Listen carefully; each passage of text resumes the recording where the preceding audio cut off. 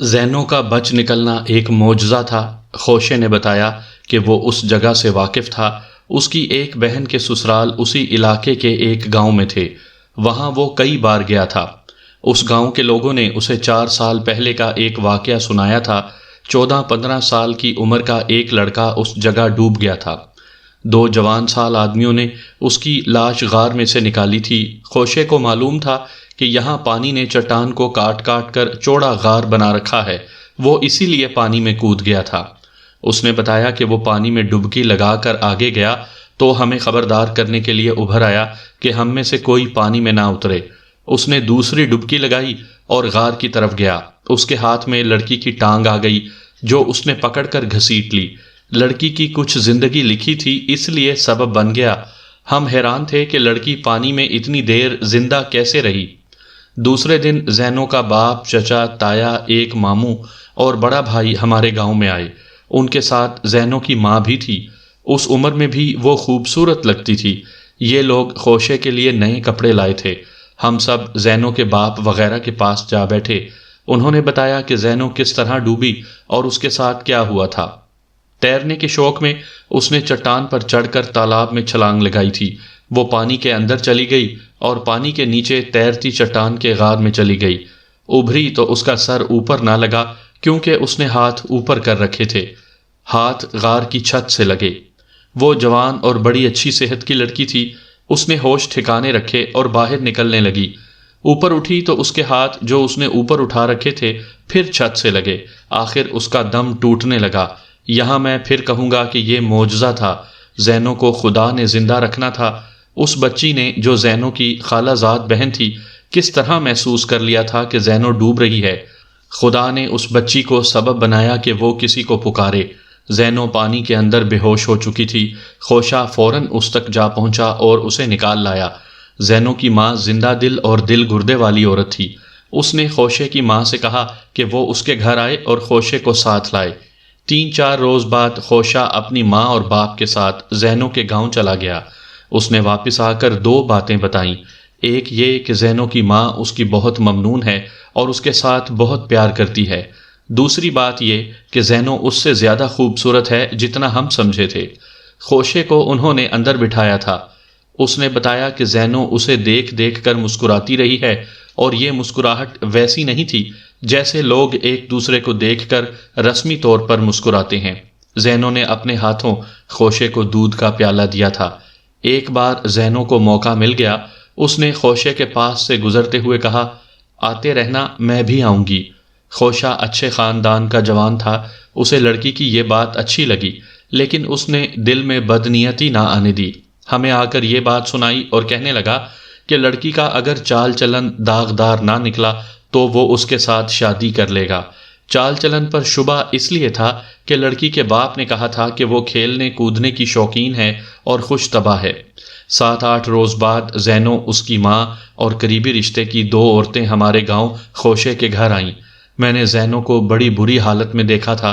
اسے جب پانی سے نکالا گیا تھا اس کا رنگ زرد تھا اور وہ بے ہوش تھی۔ اس حالت میں بھی پتہ چلتا تھا کہ وہ خوبصورت ہے، لیکن وہ ہمارے گاؤں میں آئی تو پتہ چلا کہ اس کے حسن کا اور اس کے جسم کی دلکشی کا جواب نہیں۔ اس کے ہونٹوں پر ہلکی ہلکی مسکراہٹ تھی۔ زینو کی ماں تو خوشے پر فریفتہ ہو گئی تھی۔ وہ کہتی تھی کہ اسے زینو سے جو پیار ہے وہ اپنے 4 بیٹوں سے نہیں۔ اس نے خوشے سے کہا تھا، تم نے زینو کو نہیں، مجھے ڈوبنے سے بچایا ہے۔ خوشے اور زینو نے 1-8 منٹ کے لیے تنہائی میں بات کرنے کا موقع پیدا کر لیا۔ پھر انہوں نے ملاقات کی ایک جگہ مقرر کر لی۔ یہ ایک خانقاہ تھی جو ہمارے اور زینو کے گاؤں سے برابر فاصلے پر تھی۔ زینو وہاں جاتی رہتی تھی۔ اس کے گاؤں کے چوکیدار کی بیوی اس کے ساتھ ہوتی تھی۔ اگلی جمعرات کو خوشہ اور زینو خانقاہ پر ملے۔ دونوں نے چوکیدار کی بیوی کو پیسے دے کر اس کا منہ بند کر دیا۔ اس ملاقات میں خوشے نے زینو سے کہا کہ وہ پاک محبت لے کر آیا ہے اور پاک محبت چاہتا ہے۔ خوشے نے اسے یہ بھی کہا کہ وہ اس کے ساتھ شادی کرے گا۔ زینو کی آنکھوں میں آنسو آ گئے۔ اس نے کہا، میری منگنی ہو چکی ہے، منگنی نہیں ٹوٹ سکے گی۔ خوشے کو بہت صدمہ ہوا۔ کچھ دیر خاموش رہ کر اس نے کہا، تم نے دیکھا ہے کہ تمہاری بے جی مجھے کتنا زیادہ پیار کرتی ہے۔ میں اسے کہوں گا، تم بھی اسے کہنا، شاید مان جائے۔ تم نہیں جانتے خوشے منگنی توڑنے کا نتیجہ کیا ہے۔ زینو نے کہا، مردوں کے سر کھل جائیں گے۔ زینو نے ٹھیک کہا تھا، ہمارے ہاں لڑکے والوں کو کسی لڑکی کے رشتے سے جواب مل جائے تو خونی دشمنی شروع ہو جاتی ہے، لڑکی والے منگنی توڑ دیں تو لڑکے والے مرنے مارنے پر اتر آتے ہیں۔ ہمارے وقتوں میں خون خرابہ ہو جایا کرتا تھا۔ اگر میں آپ کو صرف عشق و محبت کی کہانی سنا رہا ہوتا تو خوشے اور زینو کی رومانی باتیں پوری تفصیل سے سناتا۔ میری کہانی کچھ اور ہے۔ خوشے اور زینو کی محبت کے متعلق میں اتنا ہی بتانا کافی سمجھوں گا کہ خوشہ رات کو کبھی کبھی اتنا زیادہ فاصلہ طے کر کے زینو کے گاؤں کے باہر پہنچ جاتا اور زینو وہاں آ جاتی۔ خوشہ زینو کے گاؤں سے اس کے چال چلن کی رپورٹ لے چکا تھا۔ زینو اخلاق اور چال چلن کی بڑی پکی اور بالکل پاک صاف تھی۔ ایک بار خوشے نے اسے کہا تھا کہ ان کی شادی نہیں ہو سکتی، چلو بھاگ چلیں، یہ ارادہ دماغ سے نکال دو۔ زینو نے اسے جواب دیا، میں زہر کھا کر قبر میں اتر جاؤں گی، اپنے خاندان اور اپنے باپ کے منہ پر کالک نہیں ملوں گی۔ خوشے کی ماں اور زینو کی ماں کی دوستی پکی ہو گئی تھی، وہ ایک دوسرے کے ہاں آتی جاتی رہتی تھیں۔ خالہ، ایک روز جب زینو کی ماں خوشے کے گھر آئی ہوئی تھی، خوشے نے اسے کہا، کیا تمہارا پیار اور کیا تمہاری دلیری، تم نے مجھے بیٹا بنایا ہے اور میں نے تمہیں ماں کہا ہے، میری دلی مراد پوری کر دو۔ زینو کی ماں بچی تو نہیں تھی، سمجھ گئی۔ اس نے خوشے کو اس کی ماں کی موجودگی میں بتایا کہ وہ زینو کی منگنی کر چکی ہے، جو توڑی تو فساد شروع ہو جائے گا۔ خوشے نے ایسی جذباتی باتیں کی کہ اس کے آنسو نکل آئے اور زینو کی ماں نے اسے گلے لگا لیا۔ تمہاری بیٹی کو پانی کی جس گف سے نکالا تھا، میں اسی گف میں ڈوب کر مر جاؤں گا۔ خوشے نے کہا، میرا دل نہ توڑو، منگنی توڑ دو، ہم سنبھال لیں گے۔ زینو کی ماں نے آہ بھری اور بولی، زینو میرے ساتھ ایسی ہی باتیں کر چکی ہے، میری تو بھوک اور نیند ماری گئی ہے۔ خوشے نے ہمیں بتایا کہ بولتے بولتے زینو کی ماں چپ ہو گئی، ایسے لگتا تھا جیسے اب نہیں بولے گی۔ ذرا دیر چپ رہ کر اس نے سر کو زور سے ادھر ادھر ہلایا اور جوش سے بولی، خوشے پتر، تم نے کہا ہے کیا تمہارا پیار اور کیا تمہاری دلیری، اب دیکھ لینا، میرا پیار بھی اور میری دلیری بھی۔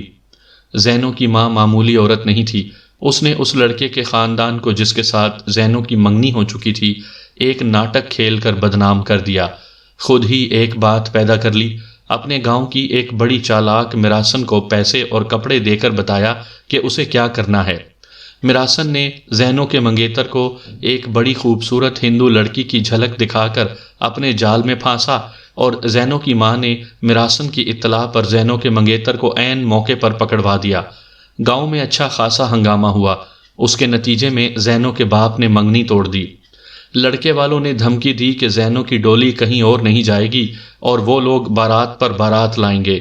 آپ نے یہ تماشا پہلے کبھی سنا ہوگا، میں نے اپنی زندگی میں 3 بار یہ تماشا دیکھا ہے۔ لڑکی والوں نے منگنی توڑ دی اور لڑکی کا رشتہ کسی اور کو دے دیا۔ بارات آئی تو سابق منگیتر کے لواحقین بھی لاٹھیوں اور کلہاڑیوں سے مسلح ہو کر بارات لے آئے۔ ایسے 2 موقعوں پر ڈانگ سوٹا چلا اور پولیس نے آ کر صلح صفائی کرائی، اور ایک موقع پر پولیس پہلے ہی پہنچ گئی اور جعلی بارات کو واپس کیا۔ ایسے واقعات اب بھی دیہات میں ہوتے ہیں۔ بنائے ہوئے پروگرام کے مطابق ادھر منگنی ٹوٹی، ادھر خوشے کی ماں، میری ماں اور میرے ایک اور دوست کی ماں کو ساتھ لے کر زینو کا رشتہ مانگنے چلی گئی۔ رشتہ طے ہو گیا۔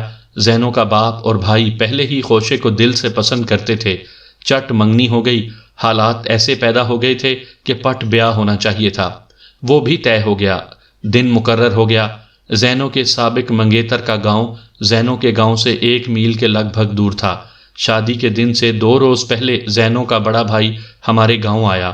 اس نے خوشے کے باپ کو بتایا کہ سابق منگیتر کے باپ نے پیغام بھیجا ہے کہ وہ شادی والے دن اپنے بیٹے کی بارات لائے گا، تیار رہنا۔ زینو کا بھائی مشورہ لینے آیا تھا کہ پولیس کو اطلاع دی جائے یا جو بھی صورتحال پیدا ہو اسے خود سنبھالا جائے۔ اس زمانے میں باہمی پیار محبت اتنا زیادہ ہوتا تھا کہ گاؤں میں کسی پر کوئی مشکل یا مصیبت آ پڑتی تو گاؤں کا بچہ بچہ اس کی مدد کو پہنچتا تھا۔ اب تو خود غرضی کا ایسا زمانہ آیا ہے کہ لوگ ایک دوسرے کے لیے مشکل اور مصیبت پیدا کر دیتے ہیں۔ خوشے کے باپ نے ہمارے باپوں کے ساتھ بات کی، سب نے کہا کہ پولیس کو اطلاع دینے کی ضرورت نہیں، ہم خود نمٹا لیں گے۔ پتہ چلا کہ سابق منگیتر کے رشتہ داروں میں اتنے مرد نہیں جتنے زینوں کے رشتہ داروں میں ہیں۔ دیہات میں طاقتور خاندان وہ ہوتا ہے جس میں مرد زیادہ ہوں، وہ لٹھ باز ہوں اور روپیہ پیسہ ہو۔ زینوں کے خاندان اور قریبی رشتہ داروں میں یہ طاقت موجود تھی۔ ادھر ہمارے گاؤں کے جوان مرد تیار ہو گئے۔ زینوں کی ڈولی لانا ہمارے پورے گاؤں کا مسئلہ تھا۔ ہم جو گاؤں کا نوجوان طبقہ تھے اپنی اسکیم بنا رہے تھے۔ اس کے لیے ہمیں بارات کے ساتھ اپنے کتے لے جانے کی ضرورت تھی۔ ہمارے بزرگوں نے ہمیں اجازت دے دی اور بارات کی روانگی کا وقت آ گیا۔ بارات ڈھولوں اور شہنائیوں کے ساتھ چلی۔ باراتی لاٹھیوں اور کلہاڑیوں سے مسلح تھے اور بارات کے ساتھ 1 درجن کتے تھے۔ بارات زینوں کے گاؤں میں پہنچی۔ تقریباً نصف گھنٹہ بعد ڈھولوں کی آوازیں سنائی دینے لگیں۔ زینوں کے رشتہ دار اور ہم سب تیار ہو گئے۔ ڈھول قریب آ رہے تھے۔ کسی نے اطلاع دی کہ سابق منگیتر کی بارات گاؤں کے قریب آ گئی ہے۔ ہم تمام باراتی اور زینوں کے رشتہ دار گاؤں کے باہر جا کھڑے ہوئے۔ بارات دیکھی، اس کے ساتھ 20-25 آدمی تھے۔ جعلی دلہا گھوڑے پر سوار تھا۔ ہماری نفری 60 سے بھی زیادہ تھی۔ بارات ہم سے 20-22 قدم دور آ کر رکی اور ایک باراتی نے للکار کر کہا، ڈولی گاؤں سے باہر نہیں جائے گی۔ گاؤں کے 2 بوڑھے آدمی جنہیں بڑھاپے نے اچھی طرح چلنے کے قابل بھی نہیں چھوڑا تھا، آگے گئے اور ان لوگوں کو سمجھایا بجھایا کہ خون خرابے کے سوا کچھ حاصل نہ ہوگا اور وہ صلح صفائی سے واپس چلے جائیں، لیکن ان لوگوں پر کچھ اثر نہ ہوا اور وہ للکارتے رہے۔ دولہا کا گھوڑا سب سے آگے تھا۔ میں اور میرے 2 دوست اپنے اپنے کتے ساتھ لے کر دولہا کی طرف یہ کہتے ہوئے گئے کہ ہم نہیں لڑنا چاہتے اور وہ شرارت نہ کریں۔ سامعین کرام، آپ سن رہے ہیں صابر حسین راجپوت کی کہانیوں کے سلسلے میں ایک اردو کہانی پہنچ والی فقیرنی، اور یہ اس سلسلے کی آخری اور قسط نمبر 2 ہے۔ مجھے امید ہے آپ کو میری یہ کاوش پسند آئی ہوگی۔ دلہا نے ہمیں للکارا۔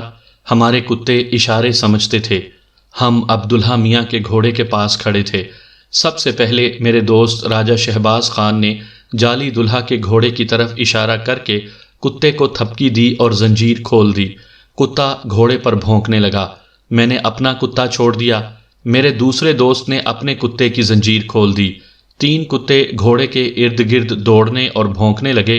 گھوڑا بدکا۔ ادھر سے ہمارے تمام دوستوں نے کتے چھوڑ دیے۔ گھوڑا بے لگام ہو کر بھاگ اٹھا۔ کتے اس کے تعاقب میں بھاگ رہے تھے۔ دلہا واویلا برپا کیے ہوئے تھا۔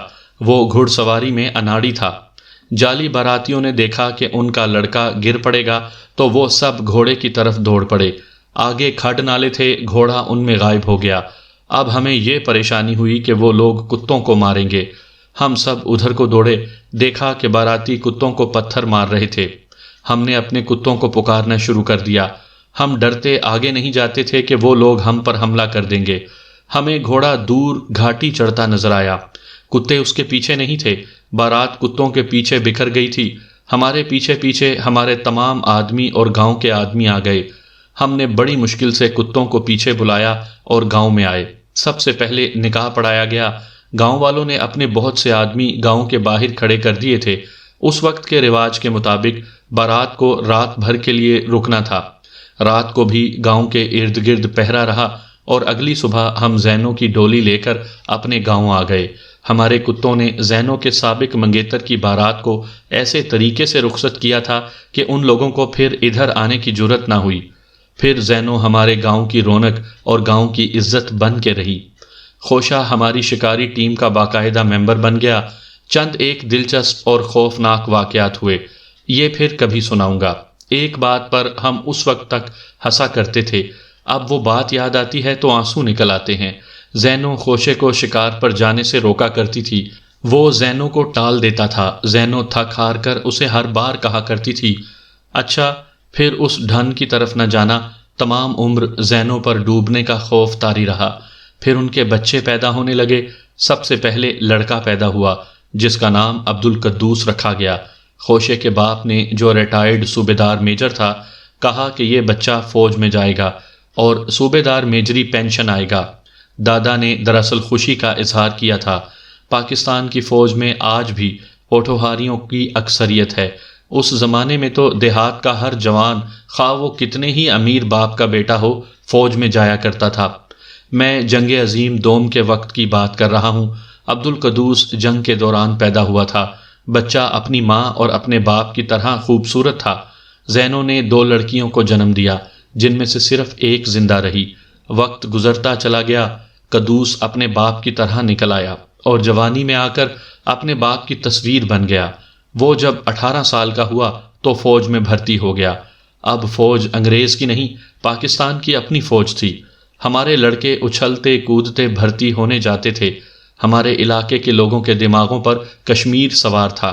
بڑوں کی چنڈال چوکڑیوں میں کشمیر کا ذکر اسی طرح ہوتا تھا جس طرح پہلی جنگ عظیم میں ہم لوگ ترکوں کا نام عقیدت اور احترام سے لیا کرتے تھے۔ میں اس وقت چھوٹا تھا۔ کچھ یاد ہے کہ ہمارے گاؤں کے لوگ ترکی جانے اور انگریزوں کے خلاف لڑنے کی باتیں کیا کرتے تھے۔ اسی طرح ہم پاکستان بننے کے بعد کشمیر بزور شمشیر کی جوشیلی اور جذباتی باتیں کیا کرتے تھے۔ اب ہم اپنے لڑکوں کو فوج میں بھیج کر فخر محسوس کیا کرتے تھے۔ ہماری جوانی پیچھے کہیں رہ گئی تھی۔ ہمارا شکار بڑی دلچسپ، بڑی پیاری اور کئی دردناک یادوں کا مجموعہ بن گیا تھا جو ہم جوانی کے یار دوست ایک دوسرے کو سناتے اور سنتے رہتے تھے۔ سن 1965 کا سال آ گیا۔ خوشے اور زینو کا بیٹا عبد القدوس لانس نائک بن چکا تھا۔ خوشے کا باپ کبھی کا مر گیا تھا۔ حادثہ یہ ہوا کہ خوشہ بھی مر گیا۔ زینو کی عمر 45 برس کے لگ بھگ ہوگی، لیکن بڑھاپا اس کے حسن کا کچھ نہیں بگاڑ سکا تھا۔ خوشہ دنیا سے اٹھ گیا تو زینو کا یہ حال ہو گیا جیسے کسی نے جلتے دیے کو پھونک مار دی ہو۔ اس کی بیٹی دوسرے گاؤں میں بیائی ہوئی تھی۔ ہر صبح خوشے کی قبر پر جانا زینو کا معمول بن گیا، یا وہ اپنے بیٹے قدوس کے خط کا یا اس کے چھٹی پر آنے کا انتظار کرتی رہتی تھی۔ باتیں ایک ہی بار بے شمار یاد آ گئی ہیں۔ بڑی مشکل سے اپنے ذہن کو اس کہانی پر قائم رکھ رہا ہوں۔ ایک ایک لمحہ یاد آ گیا ہے۔ میرے لیے فیصلہ کرنا مشکل ہو رہا ہے کہ کون سی بات سناؤں اور کون سی گول کر جاؤں۔ آئیے میں آپ کو کئی باتیں گول کر کے لانس نائک قدوس تک لے جاتا ہوں۔ 6 ستمبر 1965 کی صبح جب ہندوستان نے لاہور پر حملہ کیا، اس وقت قدوس کی انفینٹری ریجمنٹ سیالکوٹ میں تھی۔ پھر 8 ستمبر کو سیالکوٹ پر بھی ہندوستان نے حملہ کر دیا۔ ہمارے گاؤں کے 26 جوان فوج میں تھے۔ ہم بوڑھے اپنی جوانی کو آوازیں دینے لگے۔ ہماری جوانی کتوں، گیدڑوں اور خرگوشوں کے پیچھے بھاگتے دوڑتے گزر گئی تھی۔ اپنے وطن کی عزت بچانے کا وقت آیا تو ہم بوڑھے ہو چکے تھے۔ ہم محاذوں پر تو نہ جا سکے، اپنا ایک محاذ قائم کر لیا۔ میرے گاؤں کے آدمی خون دینے کے لیے راولپنڈی گئے۔ دفاعی فنڈ میں اتنا دیا کہ اپنے گھر خالی کر دیے۔ زینو اپنے سونے کے کڑے دفاعی فنڈ میں دینے کے لیے لے آئی۔ اس نے نقد رقم بہت دی تھی۔ گندم کی کئی بوریاں زینو نے فوج کو دے دی تھی۔ وہ مربوں کی مالک تھی۔ اس کے ہاں کوئی کمی نہیں تھی، لیکن ہم نے اس کے کڑے نہ لیے۔ وہ آخر بیوہ تھی اور اس کا زیور اس محبت کی یادگار تھی جو اس نے خوشے سے کی تھی۔ فوج میں ہمارے جو جوان تھے انہیں ہم کہا کرتے تھے کہ لڑکو، ہم گیدڑوں کا شکار کھیلتے رہے ہیں، تم یاد رکھنا کہ تمہیں ہندوؤں کا شکار کھیلنا ہے۔ اب وہ ہندو آ گیا تھا اور توپوں، ٹینکوں اور ہوائی جہازوں کے ساتھ آیا تھا۔ ہمارے گاؤں میں قرآن خوانی ہر وقت ہوتی رہتی تھی، اپنے نوجوانوں کی زندگی کے لیے نہیں بلکہ ان کی فتح کے لیے۔ پھر گاؤں میں پہلے شہید کی لاش آئی۔ اللہ تیری شان! دور دور کے گاؤں کے لوگ ہمارے گاؤں پر ٹوٹ پڑے۔ جنازہ اتنا بڑا جو کبھی خواب میں بھی نہ دیکھا تھا۔ پھر دوسرے شہید کی لاش آئی۔ یہ خوشے اور زینو کے بیٹے لانس نائک عبد القدوس کی لاش تھی۔ آپ جانتے ہوں گے کہ فوج میں بولو نعرہ حیدری یا علی کا نعرہ بہت مقبول ہے۔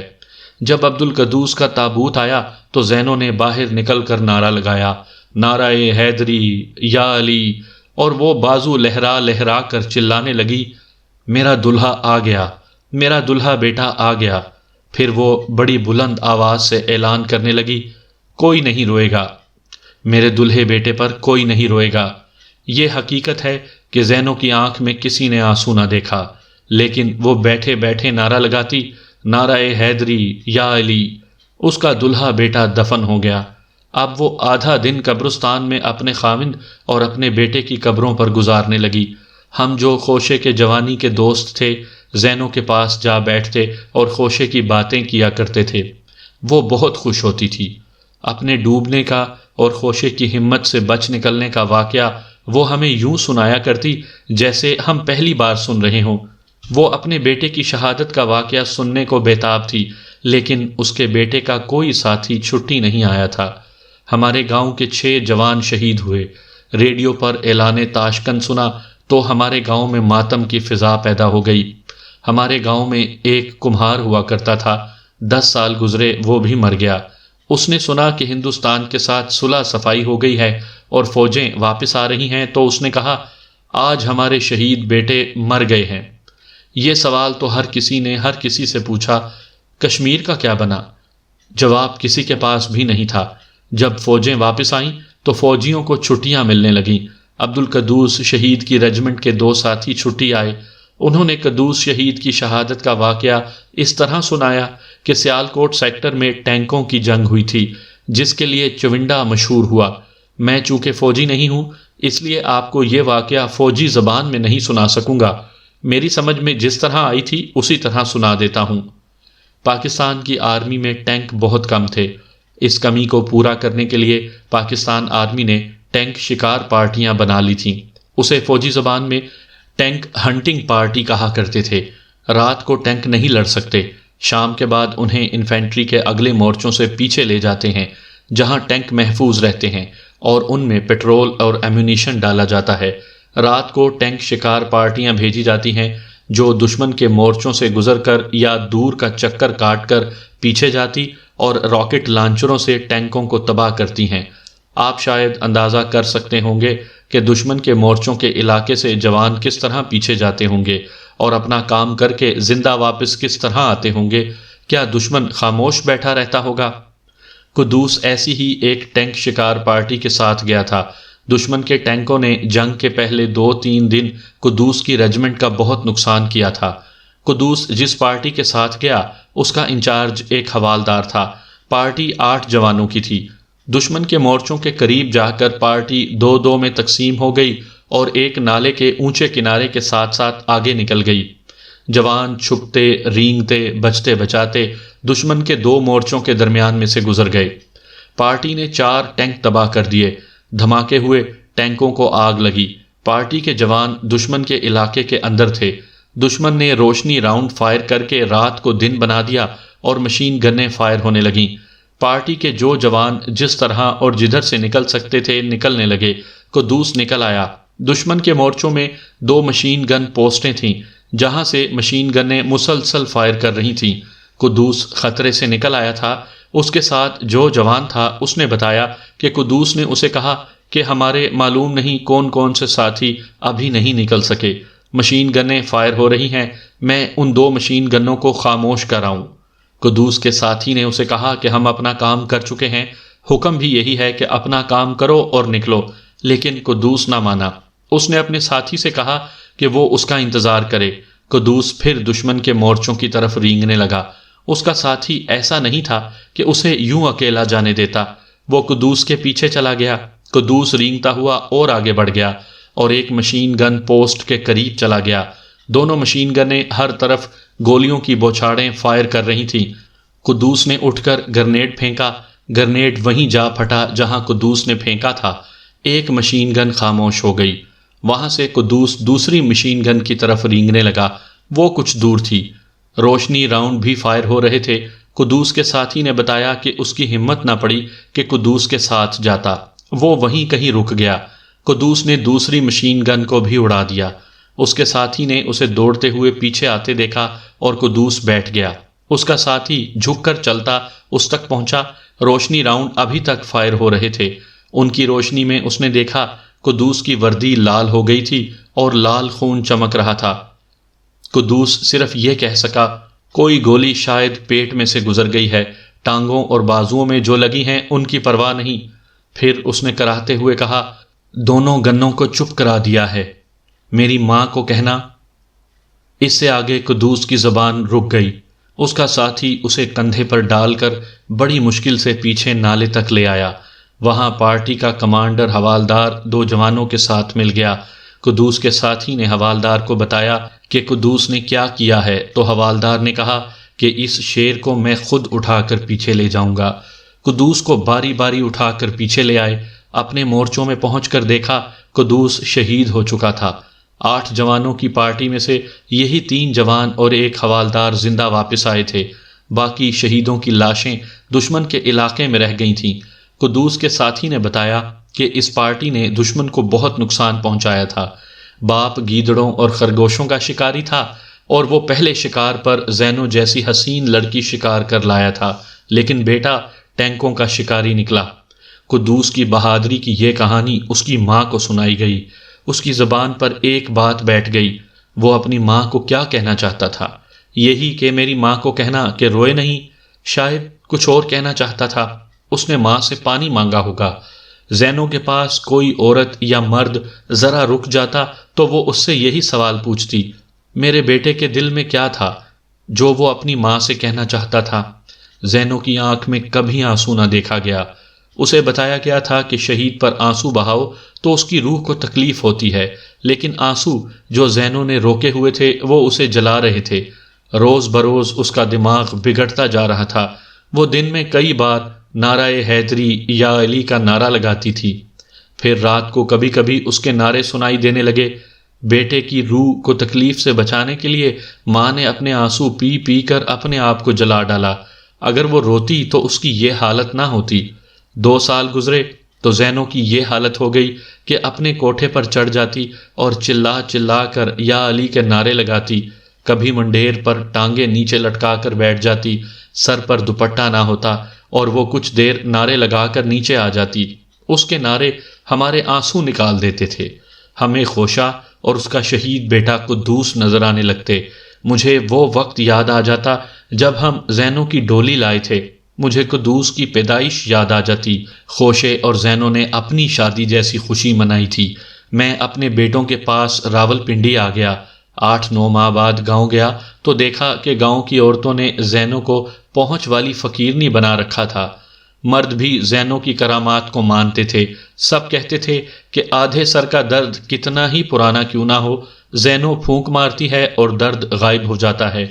یہ شاید نفسیاتی اثر تھا یا گاؤں والوں کے دلوں میں زینو کا تقدس اتنا زیادہ اور عقیدت اتنی گہری تھی کہ اس کی پھونک سے وہ اپنے سر کے درد کو بھول جاتے تھے۔ میں اس کے پاس گیا تو وہ میرے گلے لگ گئی اور میرا ماتھا چوم کر بولی، میں آج قدوس اور خوشے سے ملی تھی، باپ بیٹا بہت خوش ہیں، تمہاری پوچھتے تھے، میں نے کہا تھا کہ سابو آئے گا تو تمہارے پاس بھیجوں گی، تم ان کے پاس جانا سابو۔ میں خوشے اور قدوس کے پاس گیا، دونوں قبروں پر فاتحہ پڑھی۔ جب واپس اپنے گھر آیا تو زینو کے نعرے سنائی دینے لگے۔ میں نے اپنی بیوی سے کہا، بیچاری پاگل ہو گئی ہے۔ بیوی نے مجھے گھور کر دیکھا اور بولی، کافروں والی باتیں نہ کیا کرو، خدا نے اسے کرامات دے کر اپنے سائے میں بٹھا لیا ہے۔ میں آ لے کر چپ ہو گیا۔ اس سال کے آغاز تک زینو کے نعرے سنتا رہا۔ وہ ضعیف العمر ہو گئی، لیکن نعرے لگاتے وقت اس کی آواز میں جوانی کا جوش ہوتا تھا۔ اسے لوگ شاید اس لیے پہنچ والی فقیرنی کہتے تھے کہ اسے پاگل کہنے کی کوئی جرت نہیں کرتا تھا۔ آخر اس کے نعرے ہمیشہ کے لیے خاموش ہو گئے اور اسے خوشے اور قدوس شہید کے ساتھ دفن کر دیا گیا۔